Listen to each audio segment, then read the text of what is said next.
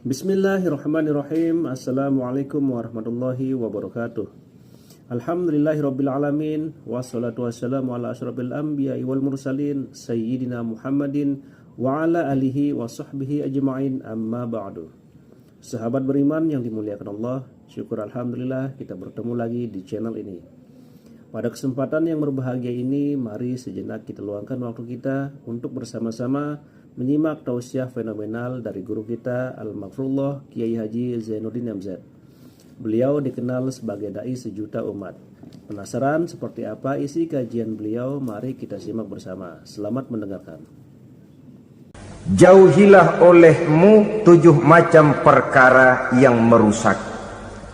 Yang pertama, asyirku billah, menyekutukan Allah subhanahu wa ta'ala. Agama dimulai dari keyakinan, maka kehancuran agama selalu dimulai dari kehancuran keyakinan, iman atau akidah yang dimiliki oleh seseorang. Dan untuk menghancurkan nilai-nilai iman yang kita miliki ini, orang rasanya tidak akan menghantam kita dengan peluru kendali. Orang tidak akan mengirimkan nuklir ke sini. Orang tidak juga akan mengirimkan satuan militernya ke sini. Untuk menghancurkan nilai-nilai iman, dibanjiri kita dengan paham-paham yang merusak dan mendangkalkan akidah. Baik ia bernama materialisme, baik ia bernama sekularisme, baik ia bernama banjirnya maksiat dan munkarat, baik ia bernama banjirnya peradaban dan kebudayaan yang menghancurkan moral daripada anak-anak kita, sedikit demi sedikit melenturkan dan melunturkan nilai-nilai keimanan kita, untuk kemudian pada waktunya nilai iman itu akan bertukar dan berganti menjadi nilai syirik kepada Allah subhanahu wa ta'ala.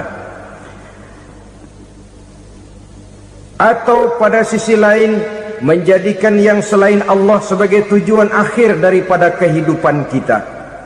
Sedangkan kita sama-sama maklum bahwa di dalam pandangan agama Islam, dosa yang tidak berampun, dosa yang terbesar, termasuk dalam kategori bapak moyangnya dosa, tidak lain adalah syirik, yakni menyekutukan Allah subhanahu wa ta'ala. Pola penghancuran iman ini memang berstrategi. Ditawarkan kita kepada paham materialisme, paham kebendaan, di mana otak menempati urutan sebagai ranking pertama, Tuhan jatuh pada urutan kedua. Lalu menyusul kepada paham sekularisme, Allah dipisahkan dari seluruh kegiatan hidup ini, untuk pada gilirannya menjadikan yang selain Allah sebagai tujuan akhir daripada seluruh kegiatan hidup kita. Oleh karenanya, kewajiban menjaga nilai-nilai iman ini merupakan kewajiban yang mulia tetapi berat, tidak hanya untuk kita, tetapi juga bagaimana mewariskannya kepada anak-anak kita, generasi yang akan datang. Orang-orang tua bijaksana yang diceritakan di dalam Al-Quran, kalau sudah berpikir tentang anak-anaknya, pertanyaan yang paling mereka risaukan ialah, ma ta'buduna min ba'di. Anakku, kalau pada satu saat aku, ayahmu sudah tidak ada lagi di dunia ini, meninggalkan kamu semua, ma ta'buduna min ba'di, apa yang akan kamu sembah nak? Jikalau sekarang ayahmu masih mau ke masjid, masih mau melakukan rukuk dan sujud, masih beribadah menyembah Allah subhanahu wa ta'ala, kalau orang tuamu sudah tidak ada, ma ta'buduna min ba'di, masihkah engkau mau datang ke masjid? Masihkah engkau mau rukuk dan sujud? Masihkah engkau mau menyembah Allah subhanahu wa ta'ala? Pertanyaan ini yang dipikirkan oleh Nabi Yakub kepada putra-putranya. Pertanyaan ini yang diteruskan oleh Nabi Ibrahim kepada anak-anaknya. Pertanyaan ini yang diwariskan oleh generasi ulama salafus saleh kepada para generasi berikutnya. Bagaimana kita generasi sekarang? kita orang-orang tua sekarang bukan berfikir ma ta'buduna min ba'di, malah yang kita fikirkan ma ta'kuluna min ba'di. Kalau bapak tidak ada nanti kamu makan apa nak? Perkara kamu nyembah apa urusan nomor 18. Yang penting kamu nanti hidup bisa makan nak. Maka kita sibuk mewariskan harta kepada anak-anak kita. Kita sibuk mewariskan kebun dan tanah kepada anak-anak kita. Kita sibuk mewariskan pabrik kepada anak-anak kita, sementara kita lupa mewariskan intan yang paling mahal, mewariskan mutiara yang paling berharga, yaitu nilai iman kepada Allah Subhanahu wa ta'ala. Alangkah baiknya apabila warisan harta, warisan tanah dan kebun, warisan rumah dan pabrik didasari lebih dahulu dengan mewariskan nilai iman kepada Allah Subhanahu wa ta'ala. Sebagai orang-orang tua, kita boleh bersedih kalau anak kita tidak mengerti komputer. Kita boleh bersedih kalau anak kita tidak mengerti matematika. Kita boleh bersedih kalau anak kita tidak mengerti bahasa Inggris. Tapi sewajarnya lebih bersedihlah kita orang tua jikalau mempunyai anak yang tidak kenal Allah sebagai Tuhannya, yang kemudian tidak mau rukuk dan sujud kepada Allah Tuhannya. Itulah kemalangan yang paling malang bila kita meninggalkan generasi yang tidak bertauhid kepada Allah Subhanahu wa ta'ala.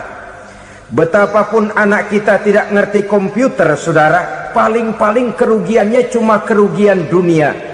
Masuk dia ke alam barzakh, munkar nakir tidak akan sempat tanya kau belajar komputer apa tidak.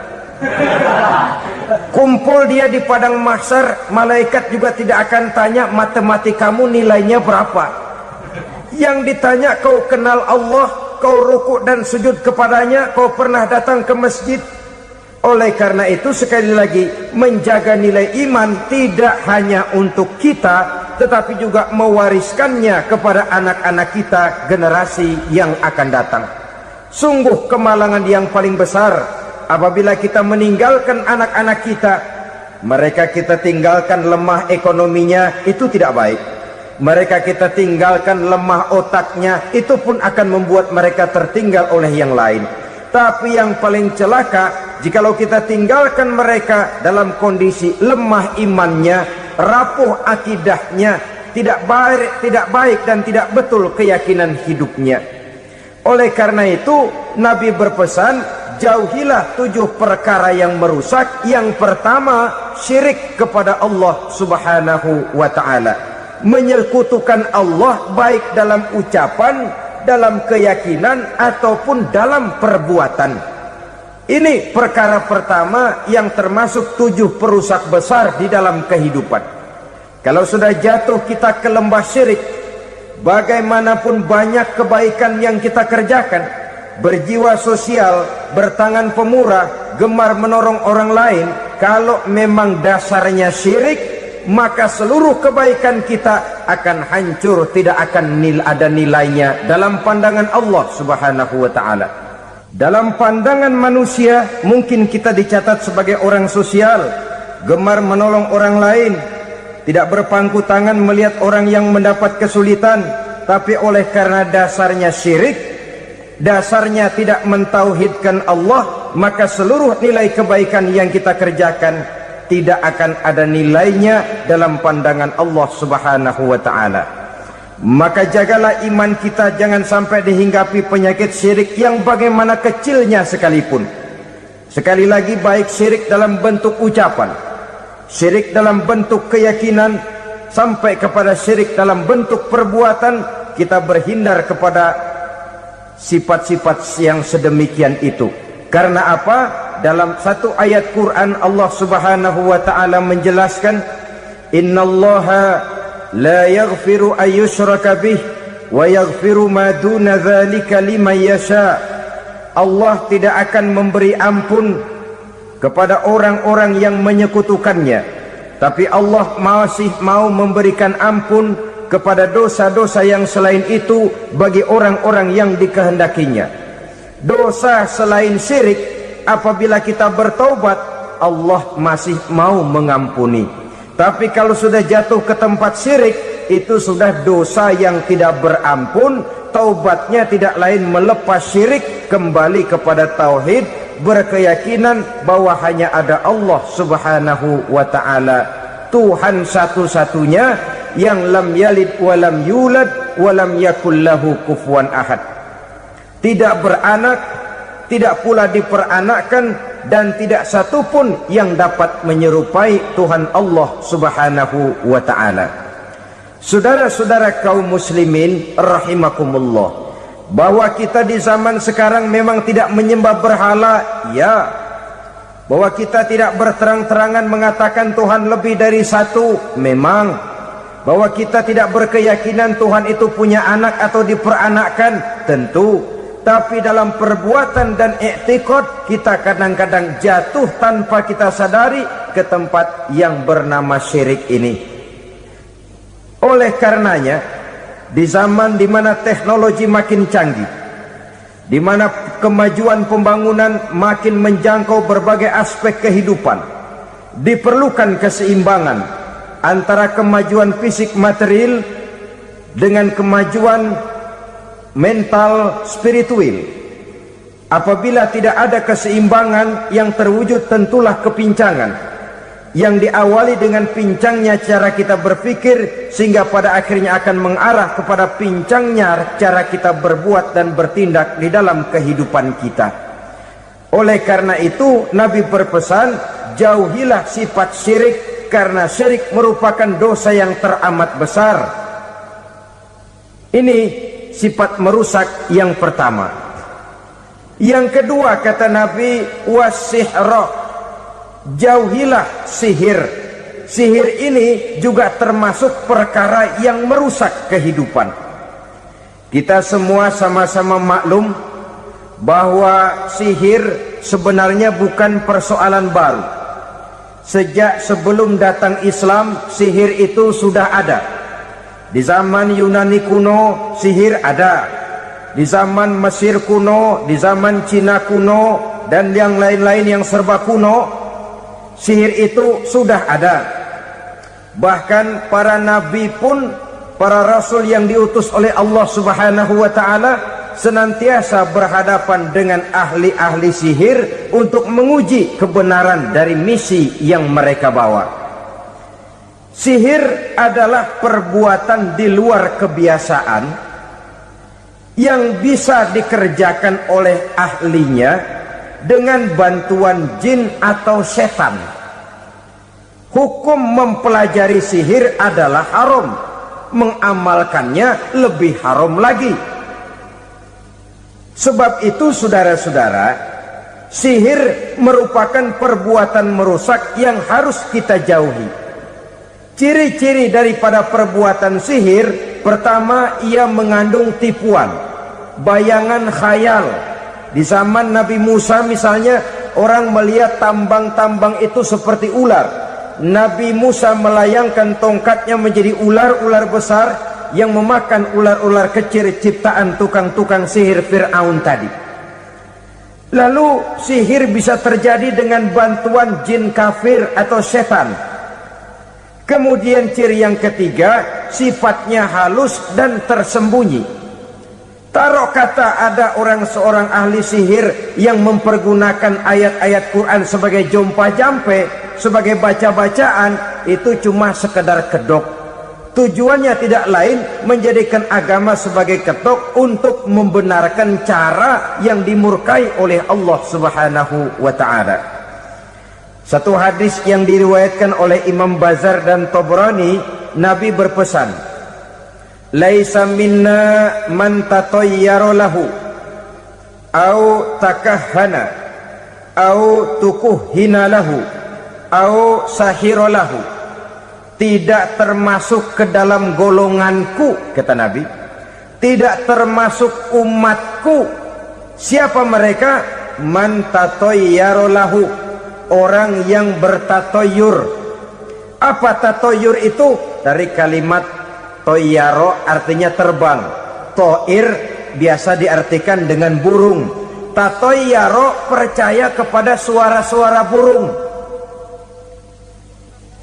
man tatayyara lahu, mempercayai, meyakini dengan benar-benar kepada suara beburungan. Kan suka ada itu, nah bunyi burung tuh, maling liwat.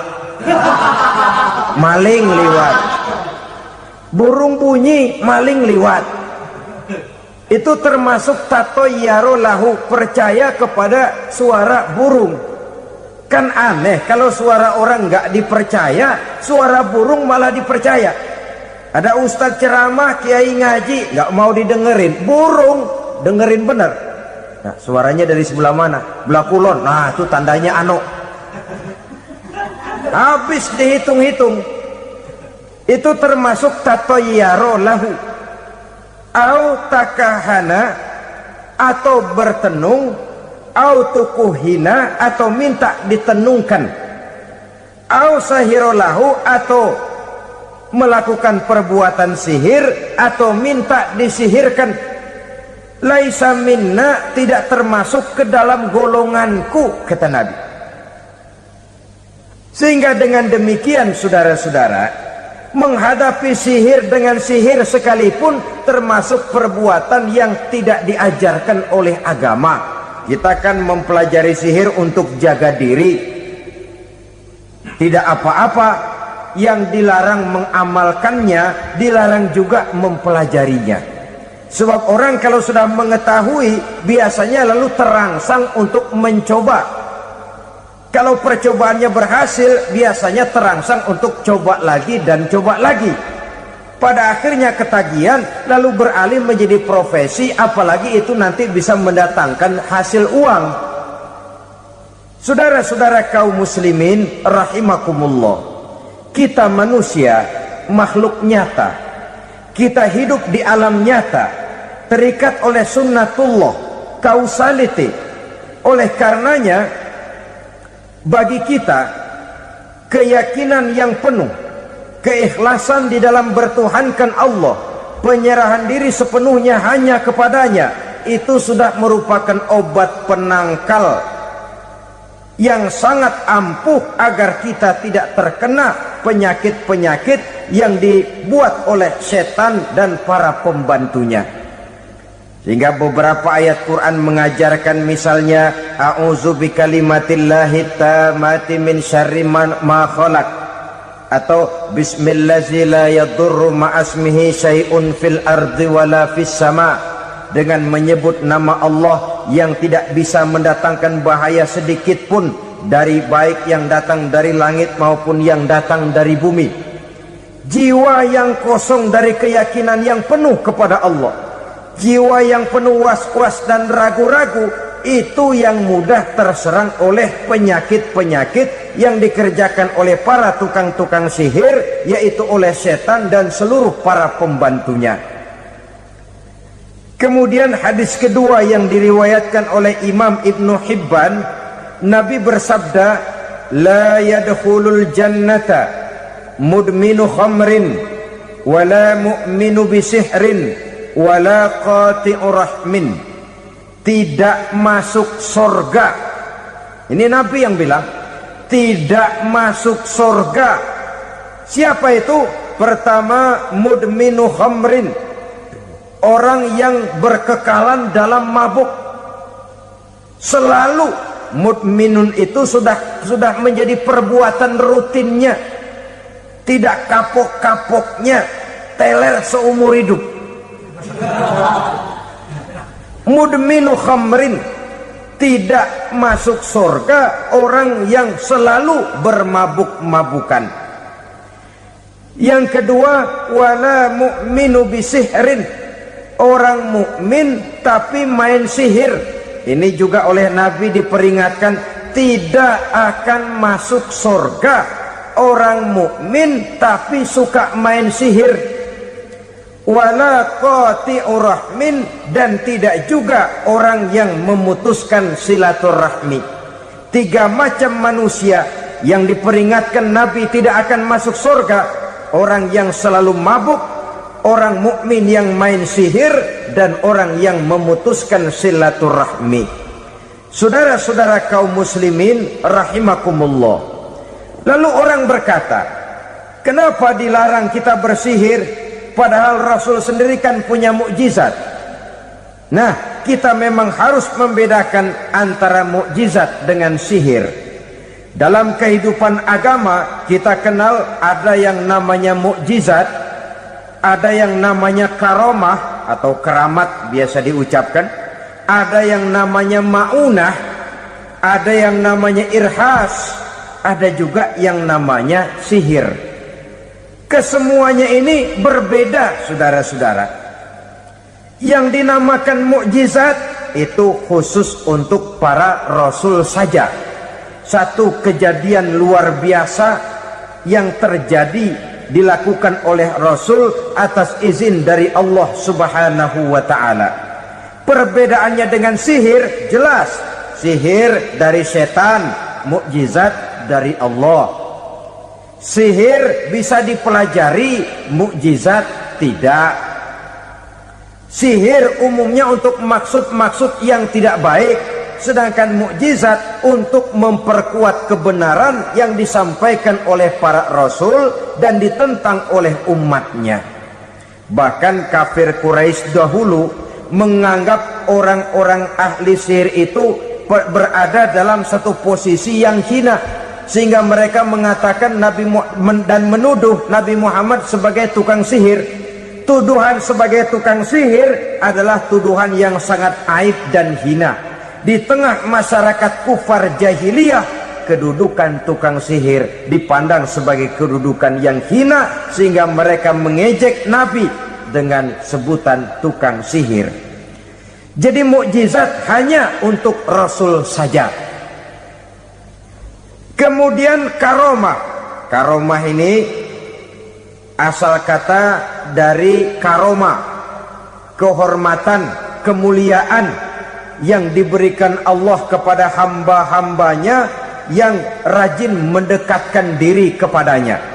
Oleh karena ketekunannya melaksanakan ibadah, Allah memberikan keistimewaan kepada orang itu, yang dengan keistimewaannya dia bisa mengerjakan yang tidak bisa dikerjakan oleh orang lain. Karomah hanya bisa dicapai dengan prestasi ibadah. Kalau sihir, mau ibadah apa enggak, asal dia belajar, bersatu dan berteman dengan setan, memenuhi persyaratan-persyaratan setan, biasanya lalu bisa. Sedangkan karomah tidak mungkin terwujud tanpa orang mendekatkan diri sedekat-dekatnya kepada Allah Subhanahu wa ta'ala. Maka kita lihat biasanya orang-orang yang punya ilmu sihir, mukanya rata-rata nggak enak dilihat. Kumuh, jauh dari air wudhu, jauh dari sujud kepada Allah, malah berteman dengan setan, menjadi pelayan-pelayannya setan.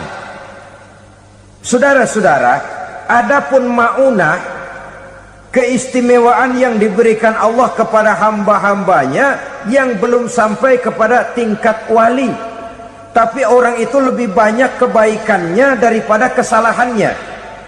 Umpamanya, saudara jalan bertiga di pinggir jalan, saudara ada pada posisi di tengah, lalu bertiga ini ketabrak mobil.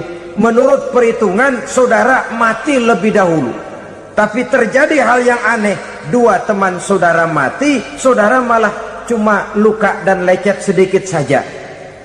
Apa itu? Kalau kita lebih banyak kebaikannya daripada kesalahannya, itu yang dinamakan maunah, pertolongan yang diberikan Allah kepada hamba-hambanya yang lebih banyak kebaikannya daripada kesalahannya. Sedangkan yang dinamakan irhas, kejadian luar biasa pada diri seseorang pada waktu dia masih kecil, yang menunjukkan tanda-tanda keistimewaannya. Itu umumnya pada para nabi pada usia kecilnya sudah ada irhas, tanda-tanda istimewa. Jelas baik mukjizat, karomah, maunah maupun irhas berbeda dengan sihir. Sihir ini jelas saja merupakan bantuan dan persekutuan antara manusia dengan setan. Padahal setan, kata Allah dalam Al-Quran, innahu lakum aduwwum mubin, sesungguhnya setan bagi kamu adalah musuh yang sangat jelas. Saudara-saudara kaum muslimin rahimakumullah, di zaman sekarang dalam menghadapi beban kehidupan yang makin pelik, menghadapi stres yang tidak kunjung selesai, menghadapi persoalan-persoalan yang teramat berat, orang sering mencari jalan keluar kepada hal-hal yang menurut pendapatnya bisa meringankan beban moralnya itu.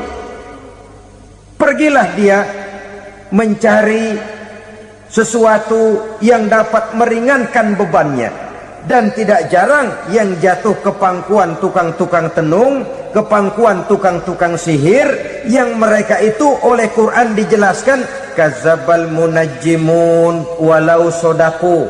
Tukang-tukang tenung, tukang-tukang sihir, mereka itu bohong walaupun benar.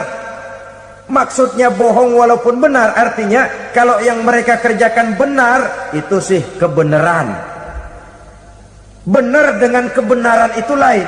Kebenaran, kebetulan bisa, tapi tidak untuk selalu. Apalagi kalau itu sudah membahayakan kehidupan orang lain. Jadi oleh karena itu Nabi berpesan, jauhilah daripada sihir. Kalau sudah jauhilah dari sihir, artinya ya jauhilah daripada mempelajarinya, jauhilah daripada bergaul dengan orang-orang yang ahli di bidang itu, karena dari pergaulan segalanya bisa menular. Baiklah saudara, ini yang kedua.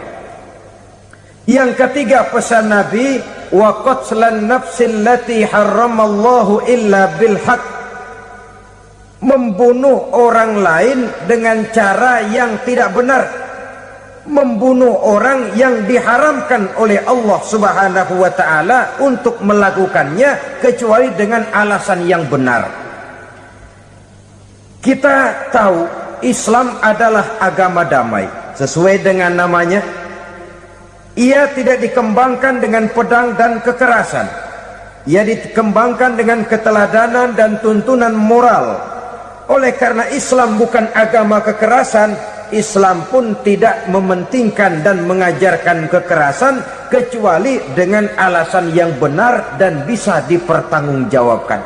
Membunuh dengan sengaja, menghilangkan nyawa orang lain tanpa alasan yang bisa dibenarkan adalah merupakan dosa besar dan satu di antara 7 perkara yang bisa mendatangkan kerusakan dalam kehidupan dan yang hendaknya harus kita jauhi.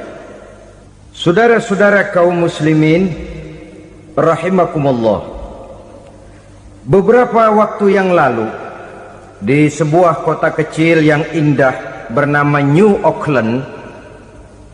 Saudara tahu New Auckland? Itu dari Gunung Kidul masih ngidul lagi. Pernah diadakan satu seminar yang membicarakan bagaimana menyelamatkan masyarakat manusia dari bahaya Perang Dunia Ketiga. Diperkirakan kalau terjadi Perang Dunia Ketiga, manusia tidak akan tersisa. Sebab apa? Pada waktu itu cadangan nuklir yang dimiliki oleh bersama Amerika dan Rusia konon sudah sanggup memusnahkan 6 miliar manusia pada saat jumlah manusia baru 5 miliar. Jadi kelebihan nuklir dunia ini. Kalau terjadi Perang Dunia Ketiga, sulit manusia untuk tersisa. Maka dibahaslah di dalam seminar itu, wah, supaya tidak terjadi Perang Dunia Ketiga, maka perlombaan membuat senjata-senjata canggih, alat-alat pembunuh modern harus segera dibatasi. Dibahas, tidak mungkin kita membatasi perlombaan membuat senjata. Kenapa? Makin maju ilmu dan teknologi, makin canggih senjata yang ditemukan. Atom sudah meningkat menjadi nuklir, nuklir sudah meningkat menjadi neutron, dan kita tahu bom yang bernama neutron ini bom yang cukup membunuh tanpa perlu merusak. Artinya kalau dia diledakkan di kota kita ini, bangunan utuh, jembatan tidak ambruk, rumah-rumah tetap berdiri, tapi semua yang bernama hidup mati. Itu katanya lebih sopan dari bom atom. Sebab kalau si atom ini sudah membunuh, merusak pula. Neutron cukup membunuh saja tanpa perlu merusak. Jadi majunya senjata-senjata teknologi sebagai akibat yang logis dari kemajuan ilmu pengetahuan ini tidak bisa kita batasi. Dan memang sebenarnya yang bahaya bukan senjatanya, tapi manusia yang mengendalikan senjata itu. Mereka kembali kepada prinsip the man behind the gun. Bukan senjatanya yang bahaya, tapi manusia yang mengendalikan senjata itu yang bahaya. Walaupun senjatanya modern, katakanlah model M16 umpamanya, kalau yang mengendalikannya orang beriman, insya Allah aman. Tapi biar megang cuma senapan angin, kalau yang megang orang brutal, ngeri kita deket-deket. Apalagi kalau memang bukan ahlinya menggunakan senjata, bisa ngeker kaki kena jidat.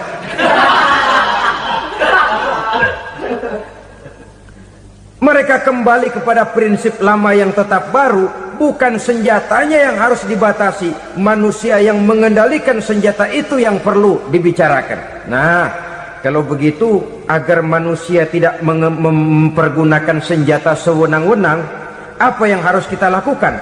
Ya, manusianya harus bermoral. Ya, tapi moral yang mana? Di dunia ini banyak ajaran tentang moral. Itu pun mudah saja. Di sini kan kita undang saja ahli dari berbagai agama untuk membicarakan konsep perdamaian menurut agamanya masing-masing. Baik, setuju itu? Setuju.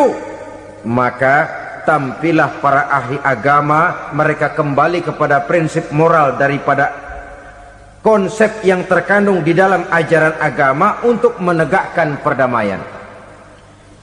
Mula-mula naiklah ahli dari agama Hindu, dibacakan konsep perdamaian menurut ajaran agama Hindu, bahwa untuk damai manusia harus meninggalkan nafsu keduniaannya, menempuh samsara dan sebagainya untuk mencapai nirwana, menjauhi kemegahan dan kemewahan dunia.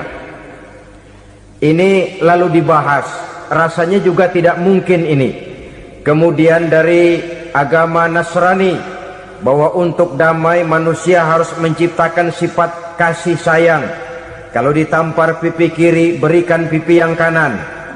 Kalau diberikan selendang, berikan baju. Nanti orang kasihan, lalu dia tidak akan nampar lagi. Ketika ini dibahas, ternyata rasanya pun tidak mungkin bisa diterima. Karena apa? Di zaman sekarang orang ditampar pipi kiri, dikasih pipi kanan. Bukan kasihan, gemes. Damai belum tentu, bonyok udah jelas. Lalu ketika dibacakan konsep perdamaian menurut Quran, di mana disampaikan ayat wa jazaa'u sayyi'atin sayyi'atun misluha faman afa wa aslaha fa ajruhu 'ala Allah.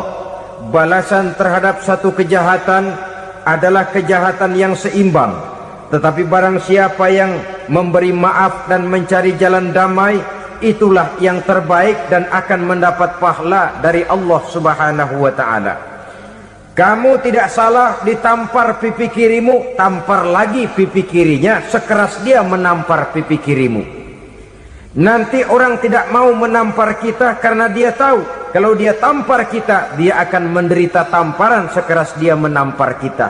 Akan terjadilah prinsip saling hormat menghormati, tidak saling ganggu, tidak saling usil, tidak saling jahil. Atas dasar ini perdamaian bisa ditegakkan. Mereka bisa menerima konsep ini, tapi kemudian seminar ditutup tanpa satu keputusan resmi. Kenapa? Terus terang mereka kagum dengan konsep Islam, tapi sentimen lama terhadap nilai-nilai Islam telah menutup mata mereka untuk menerima kebenaran dari ajaran Al-Quranul Karim. Saudara-saudara kaum muslimin rahimakumullah, kembali kita kepada persoalan pokok. Roh adalah dari Allah. dia akan kembali kepada Allah, milik mutlak dari Allah. Tidak pantas kita merampasnya dari orang lain. Tidak wajar kita menghilangkannya tanpa alasan yang dibenarkan oleh agama. Di zaman sekarang, akibat persaingan hidup yang makin tajam, lapangan kerja yang makin sulit, tensi ekonomi yang makin tinggi, atau karena nilai moral yang makin rendah, atau juga karena rapuhnya pegangan orang kepada agama, nyawa rasanya sudah sedemikian murahnya. Berbagai kasus membuat berdiri bulu roma kita. Ada mayit, ada manusia dipotong 6, dicincang macam kambing. Ada yang dipotong 5, ada yang dipotong 13, dikardusin, dibuang ke tempat sampah. Inna lillahi wa inna ilaihi raji'un. Gejala apa ini? Kanibalisme. Manusia sudah demikian sadisnya, manusia sudah sedemikian buasnya, sehingga sesama manusia diperlakukan seperti hewan. Padahal hewan sendiri belum pernah macan makan macan, bagaimanapun buasnya macan. Belum pernah serigala memakan serigala, bagaimanapun brutalnya serigala. Tetapi manusia makan manusia di zaman sekarang kadang jadi kenyataan dalam kehidupan kita. Kadang persoalannya remeh saja. Soal uang 200 perak, pisau bicara, nyawa melayang. Soal rokok sebatang, celurit bicara, nyawa melayang. Soal-soal yang sama sekali tidak prinsip, begitu mudah kita menghilangkan nyawa orang lain. Padahal Nabi pernah memperingatkan, apabila dua orang muslim sudah berkelahi dan berbunuh-bunuhan, al-qatil wal maktul finnar, yang membunuh dan yang terbunuh dua-duanya neraka. Sahabat heran, ya Rasul, kalau yang terbunuh, kalau yang membunuh masuk neraka itu sih wajar, tapi yang terbunuh kenapa neraka juga? Beliau menjawab, dua-duanya sudah punya niat untuk saling membunuh. Niatnya itu yang diponten. Yang terbunuh cuman lagi apes aja, keduluan dia. Umpama tidak terbunuh, pasti dia yang akan membunuh. Oleh karenanya al-qatil wal maktul, yang membunuh dan yang dibunuh finnar, dua-duanya masuk ke dalam neraka. Islam menghormati kehidupan, tidak hanya terbatas kepada sesama muslim, orang-orang yang berlainan agama pun yang mau hidup berukun, damai, berdampingan dengan umat Islam, jiwa mereka, darah mereka dilindungi oleh nilai-nilai Islam yang disebut dengan kafir zimmi ini. Mengganggu mereka sama saja dengan mengganggu aku, kata Nabi. Jadi oleh karena itu, sayangilah sesama. Kehidupan adalah anugerah Allah, bukan wewenang kita untuk mencabutnya dari orang lain, bukan wewenang kita untuk merampas dan menghilangkannya dari orang lain. Apa yang tidak enak terjadi pada diri kita, begitu pula lah apabila terjadi pada diri orang lain. Sehingga Nabi mengatakan, la yu'minu ahadukum hatta yuhibba li akhihi ma yuhibbu li nafsihi. Belum dikatakan beriman seseorang kamu apabila dia belum mencintai saudaranya seperti ia mencintai dirinya sendiri. Apa yang enak dirasakan oleh orang lain, enak juga dirasakan oleh dia. Mengukur orang lain dengan diri sendiri. Kalau orang lain tanpa salah saya fitnah, kalau saya tanpa salah difitnah orang, enak apa enggak? Enggak, orang lain juga begitu. Kalau orang lain tanpa salah saya tempeleng kepalanya, enak apa tidak? Tidak. Orang lain juga begitu. Yang tidak enak terjadi pada diri kita, tentu tidak enak juga kalau terjadi pada orang lain. Mengukur orang lain dengan diri sendiri, sehingga tidak timbul sifat egois, tidak menari di atas bangkai orang lain, tidak mendirikan kebahagiaan di atas untayan air mata orang lain. Sehingga dengan demikian saudara-saudara, dia bisa menghormati kehidupan, menghormati orang lain sebagaimana dia ingin dihormati. Inilah perbuatan ketiga yang merusak, membunuh orang lain dengan yang diharamkan Allah tanpa alasan yang benar. Yang ketiga. Kemudian yang keempat, perbuatan merusak wa aklar riba makan riba. Hidup adalah tolong menolong. Bahasa kerennya take and give katanya. Saling memberi dan saling menerima.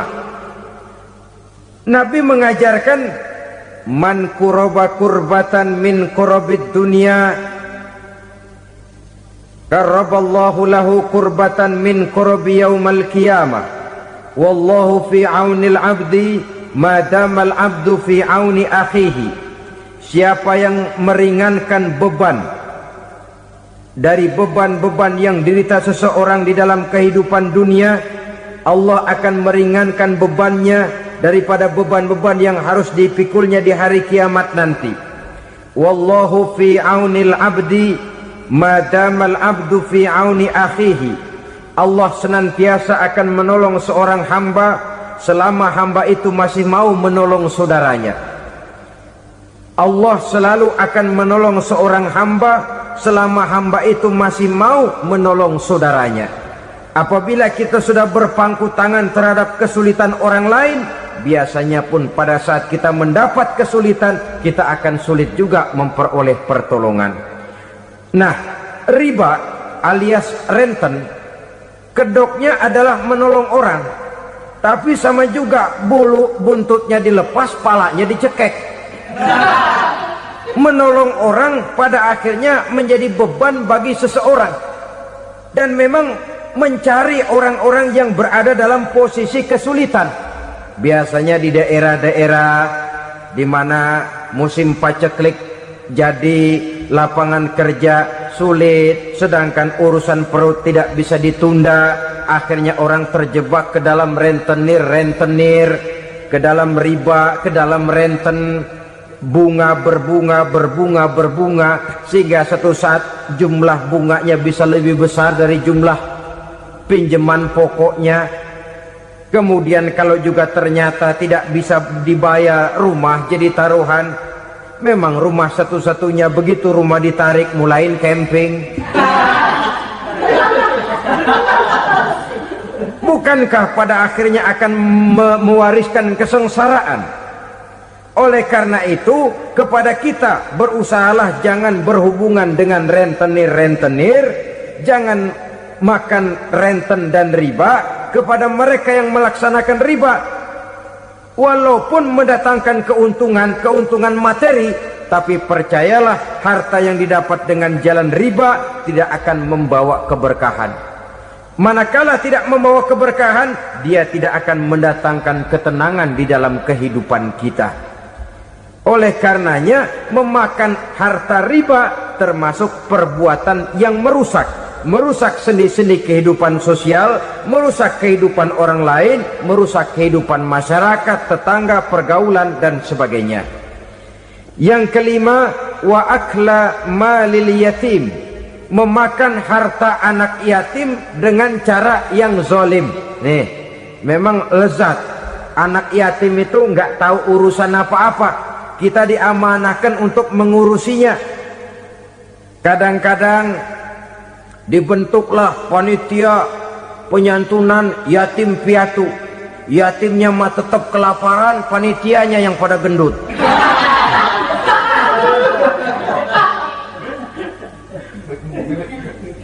Padahal memakan harta anak yatim termasuk perbuatan dosa besar. Dan menjantuni yatim merupakan perbuatan mulia. Nabi mengatakan, ana wa kafilul yatim kahataini yaumal qiyamah.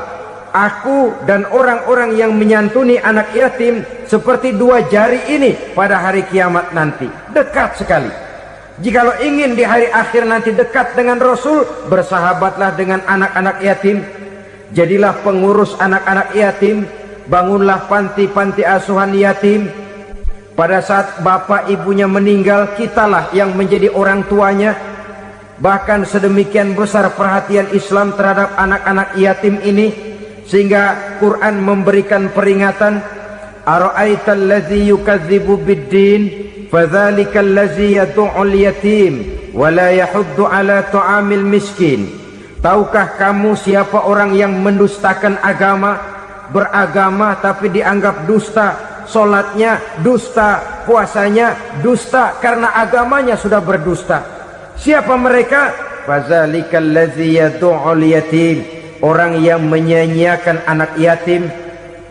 Wala yahuddu ala ta'amil miskin, dan tidak pernah memberi makan kepada orang-orang yang menderita kemiskinan. Menyia-nyiakan, meninggalkan anak yatim termasuk perbuatan yang divonis kita sebagai orang yang mendustakan agama. Saudara-saudara kaum muslimin rahimakumullah, maka sangat dicela mengeksploitir anak-anak yatim, menjadikan mereka sebagai kedok untuk mencari kekayaan pribadi. Tetapi jikalau ikhlas, ganjarannya sangat besar, nilai pahalanya sangat besar. Menyantuni yatim tidak hanya setahun sekali. Kalau Muharram pakai istilah lebaran yatim, dibentuklah panitia, diberilah beras, uang 45.000 rupiah, alhamdulillah. Tapi jangan lupa, si yatim tidak hidup cuma satu hari. Dia tidak hidup cuma di bulan Muharram saja, dia hidup 12 bulan dalam setahun. Sebagaimana anak-anak yang lain, dia juga berhak punya masa depan. Dia juga berhak menikmati bangku sekolah. Dia berhak mengenyam arti dan makna pendidikan. Dia berhak membekali diri dengan ilmu dan pengetahuan seperti halnya anak-anak yang lain.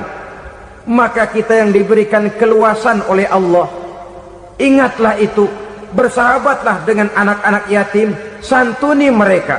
Perkara setahun sekali di bulan Muharram, alhamdulillah, itu bagus, bin Thayyib alias baik. Tapi tentu dan tentu, sekali lagi, si yatim tidak hanya hidup di bulan Muharram. Dia hidup 12 bulan dalam setahun, 24 jam di dalam sehari. Oleh karenanya, menyia-nyiakan mereka pada saat posisi kita memang mampu akan memojokkan kita dalam satu posisi di mana kita dianggap sebagai orang yang mendustakan agama, memakan harta anak yatim dengan cara yang zolim. Bapaknya udah meninggal, kebunnya lebar, anaknya dikelecehin. Nah, dah kamu nggak usah pusing, nanti saya yang ngurus. Akhirnya bukan ngurus, nguras. Si yatim mungkin tidak tahu bahwa dia disia-siakan, haknya diambil, miliknya dizalimi. Tapi Allah yang akan membalasnya dengan seadil-adilnya. Maka makan harta anak yatim biasanya balasannya tokcer bin paten.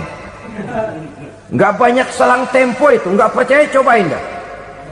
Masya Allah, sangat luar biasa kajian yang sudah disampaikan oleh guru kita Al-Mafrullah Kiai Haji Zainuddin Amzad.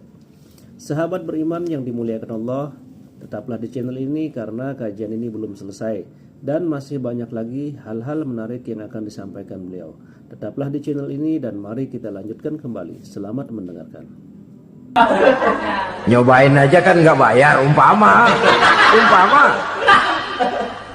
memakan harta anak yatim dengan cara yang zolim, ganjarannya biasanya kontan. Kenapa? Ratapan si miskin, untayan air matanya, jeritan kepedihan hatinya, membuka pintu langit, permohonannya diijabah, getaran hatinya didengarkan oleh Allah. Maka balasannya biasanya kontan, spontan, tidak menunggu waktu terlalu lama. Itu di dunia, belum lagi di akhirat nanti. Bukankah dalam riwayat Mi'raj diceritakan Nabi melihat di neraka itu orang perutnya sebesar rumah?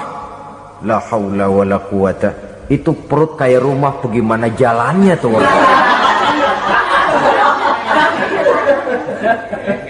Dan memang gak jalan, diseret-seret oleh malaikat di neraka itu. Hancur perutnya, amburadul itu perut.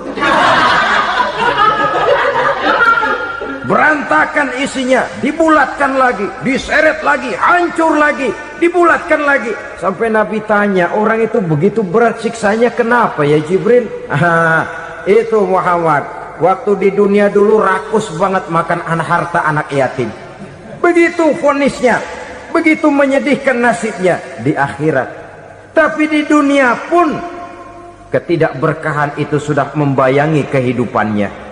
Oleh karena itu, kepada saudara-saudara yang mendapat titipan anak yatim, berbahagialah, karena semulia-mulia rumah adalah rumah yang di dalamnya ada anak yatim yang disantuni. Sehina-hina rumah adalah rumah di mana di dalamnya ada anak yatim yang disia-siakan. Begitu kata Nabi kita. Rumah yang paling mulia dalam pandangan Allah, rumah yang di dalamnya ada anak yatim yang disantuni. Rumah yang paling hina dalam pandangan Allah, rumah yang di dalamnya ada anak yatim yang nasibnya disia-siakan. Berbahagialah saudara apabila menjadi penyantun anak-anak yatim, pelindung mereka, sehingga mereka mempunyai masa depan sebagaimana anak-anak lainnya. Rasulullah sendiri sedemikian peka terhadap keadaan anak-anak yatim, karena beliau sendiri memang mengalami umur 6 bulan dalam kandungan ibu, beliau sudah ditinggalkan oleh ayahnya. Pada saat berusia 6 tahun ibu sudah meninggal. Yatim piatu dalam usia di mana beliau sedang perlu belas kasih seorang ibu dan pengertian seorang bapa.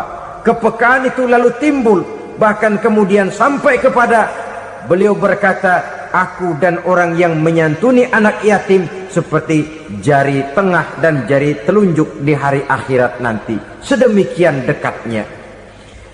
Baiklah ya, jadi yang kelima, memakan harta anak yatim. Jauhi, karena ini perbuatan yang merusak. Yang keenam, watawalli yaumaz zahfi, melarikan diri pada hari pertempuran. Apa ini? Khianat, tidak konsekuen dengan konsep perjuangan. Pada mulanya keras benar teriak, berantas korupsi, ganyang korupsi, cuma karena belum dapat giliran. Begitu dia naik dapat kesempatan, korupsinya lebih edan dari yang diteriakinya. Ini termasuk tawalli yaumaz zahfi, berpaling pada hari peperangan. Di saat menghadapi musuh, kalau belum kelihatan musuh, teriaknya nyaring bener. Jangan takut demi kebenaran sampai titik darah yang paling penghabisan. Musuh belum kelihatan. Begitu musuh sudah kelihatan, paling dulu lari ke belakang.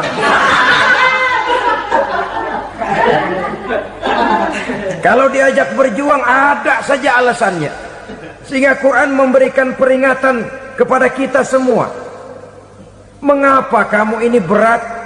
Kalau sudah diajak berjuang di jalan Allah, kakimu seperti terhunjam berakar di perut bumi.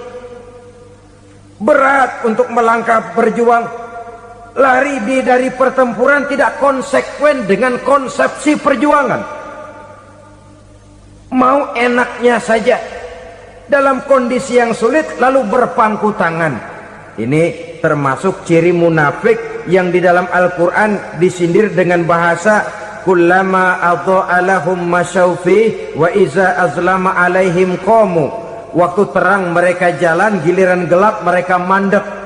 Artinya, maksudnya kalau giliran ada untungnya aja rame-rame teriak Islam, tapi begitu diminta berjuang, dituntut berkorban, rame-rame mundur. Waktu dilihat di Islam ada untungnya, rame-rame teriak Islam. Pak, saya Islam banget, Pak. KTP saya Islam, Pak. Pokoknya Islam banget dah. Tapi ketika diminta berjuang, dituntut sedikit berkorban, rame-rame mengundurkan diri. Tahun 65 PKI berontak. Waduh, waktu itu jadi orang Islam untung itu. Nggak dikejar-kejar, aman. Masjid rame, mobil-mobil mewah parkir di depan musola dan masjid. Kenapa? Waktu itu asal udah ke masjid aman. Islam selamat, untung.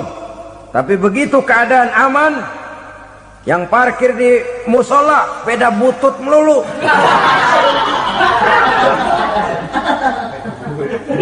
Waktu terang mereka jalan, waktu gelap mereka berhenti. Dikala di Islam ada untungnya, baru wah Islam bagus, Islam hebat. Tapi waktu dilihat ada kerugian, jangan bawa-bawa Islam dah. Jangan bicara soal Islam, ini kan bukan soal agama. Bukan soal agama. La haula wa la quwata illa billah. Beragama kita ambil talfik fiddin, mengambil yang enteng-enteng saja dalam urusan beragama ini. Tidak konsekuen kita dengan Islam kita. Seolah kita mau memilih mana yang terasa cocok sama selera kita, kita teriak Islam. Beratan aja dikit, rame-rame berpaling. Itu termasuk tawalli yaumaz zahfi, para pengkhianat, mental-mental hipokrit yang tidak mau konsekuen menghadapi segala bahaya. Itu termasuk perbuatan yang merusak. Kenapa? Kalau cuma dia saja yang lari, mungkin tidak jadi soal, tapi larinya ini akan mempengaruhi orang lain. Nah, pengaruhnya itu yang dicegah.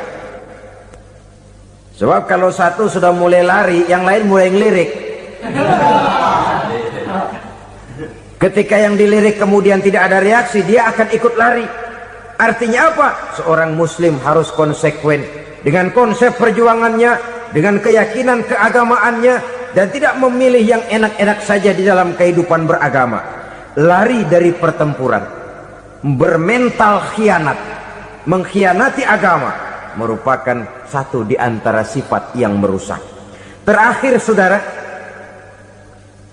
wa qazfal muhsanatil ghafilatil mu'minat, menuduh perempuan baik-baik yang tidak tahu menahu tentang tuduhan yang dituduhkan kepadanya, menuduh perempuan mukmin yang baik-baik yang tidak tahu menahu tentang tuduhan yang dilakukan kepadanya.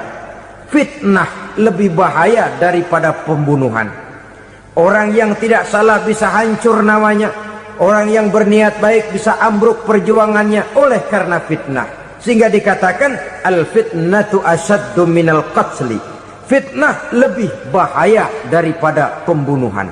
Maka memfitnah ini termasuk satu dosa di antara 7 hal merusak yang harus kita jauhi semampu kita, semampu-mampunya. Mengupayakan sebisa-bisanya jangan sampai terjebak ke dalam hal yang demikian. Nah, saudara-saudara, inilah saja pertemuan kali ini. Mudah-mudahan ada manfaatnya. Semoga Allah memberikan kekuatan zahir dan batin kepada kita untuk bisa menjauhi 7 perkara yang merusak ini. Alhamdulillahirrabbilalamin. Demikianlah kajian penuh ilmu, hikmah, dan manfaat yang sudah disampaikan oleh guru kita Al-Maghfurullah Kiai Haji Zainuddin MZ. Sahabat beriman yang dimuliakan Allah, mari kita doakan guru kita, semoga beliau diampuni segala dosa-dosanya dan dilapangkan kuburnya. Dan buat sahabat semua yang sudah setia menyimak kajian ini sampai selesai, saya ucapkan terima kasih banyak. Doa dan harapan saya, semoga sahabat semua selalu diberikan kesehatan, dimudahkan segala urusannya, dan dilancarkan rezekinya. Amin ya rabbal alamin. Demikian yang dapat saya bagikan, kurang lebihnya mohon maaf. Sampai bertemu lagi di video berikutnya. Wabillahi taufik wal hidayah wa ridha wal inayah. Wassalamualaikum warahmatullahi wabarakatuh. Setelah kita bersama-sama mendengarkan tausiah yang sangat luar biasa dari guru kita Al-Maghfurullah Kiai Haji Zainuddin MZ, sekarang mari kita lanjutkan aktivitas kita masing-masing. Semoga apa yang sudah disampaikan oleh beliau menjadi ilmu yang bermanfaat dalam kehidupan kita sehari-hari. Selamat beraktivitas buat sahabat semua dan sukses selalu. Amin ya rabbal alamin. Sampai bertemu lagi di kajian berikutnya. Wassalamualaikum warahmatullahi wabarakatuh.